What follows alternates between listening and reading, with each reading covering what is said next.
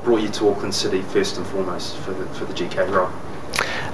Well, Paul Gothard originally got in contact with me, help him out. At that stage he was goalkeeper coach, assistant coach, and to help him out on specific days, and I was pretty keen on the opportunity to get involved again. So as the talks went on and developed further, Paul now moved into fully the assistant coach, overseeing the goalkeeper, and I'm working more longer time, and obviously now here at the World Club Cup. So yeah, no, it started off as an off-the-cuff conversation on the telephone and went from there, so really happy about it.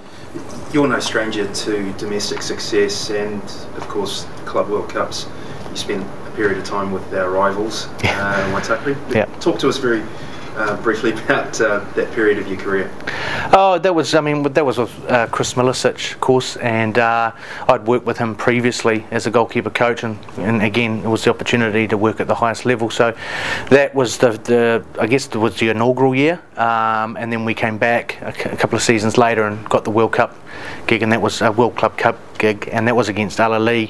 So, and then the following season against Adelaide United. So, you know, that was. Again, it's at that top level. It's probably the outside of international stuff in Phoenix, I guess, is the highest some of us can get. So I was, you know, it was a good experience, and it sort of rounded me now into this type of experience where, you know, I've seen it. It's been there before, and we really are, and a lot of the players are really working on what is required on Thursday night. You know exactly what's required. You've seen it so often before in the past at major tournaments. What goes into the preparation for any goalkeeper at these type of events, physically, mentally? How do they focus themselves in on the job to come? I think you'll find that the three keepers that we've got will have their different thought processes. I think what we want to do is give them as much information, which doesn't make them go stir crazy, about the opposition that we will be playing against. We've got a lot of footage of the team that we're playing. Ramon's very, very particular in that side of things. We've got some great ideas, obviously, and about what we can do against that team, but also what they do in that attacking third, what their set pieces are like, who their key playmakers are, what they tend to do, how they cross, when they cross, and it's giving that information to the goalkeeper so that mentally they can understand in a particular situation in the game what may happen, what is likely to happen next. Let's look back at your playing career. Yeah. When you were younger and you were coming through the ranks, there wasn't that much detail available to goalkeepers to prepare for games. So what are your thoughts on that?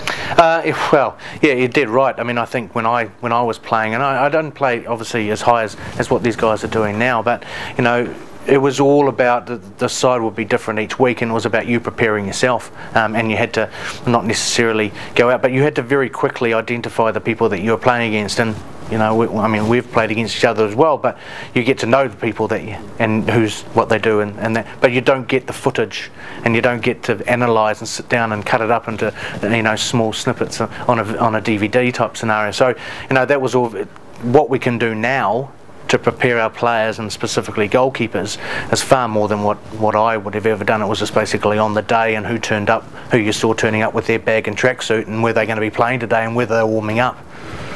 Who are your influences as a goalkeeping coach, and who are your influences as a player? We talked before the interview about guys like Pat Jennings and so on, but who are the goalkeepers that spin your dials, so to speak? I guess the ones that I would say influences. I mean, I had I guess when I really started, I guess, or being identified as a goalkeeper that actually could go a bit further. You know, I was understudy to Chris Milicic for a long time. I've heard that name, and people know that, you know, I've a very strong friendship with Chris, and through there, where he moved on, and unfortunately injuries stopped him from playing, I stepped up and then went from there. He then started coaching me. So I think the way I developed, but it was a working relationship whereby the two of us would work out ideas of how we can improve, not just me, but others as well. So that was through that period, I guess, early 20s, major influence there. I guess, you know, goalkeepers, I mean, as I was getting older, I mean, Schmeichel was always very good. I mean, very strong. I guess it's similar to myself. You know, there was no fear there. Courageous. We try to talk about it. You know, but the finesse side of things, the Ray Clemences, the Peter Shiltons, those types of goalkeepers were always, you know, you would look at them and everything would seem to be so easy. So that's, you know, those guys, watching them probably gave me the impetus more to go forward and be a goalkeeper. In a contemporary sense, who would you rate as the top goalkeeper in the world at the moment? It's a difficult one. I mean, there's lots of different.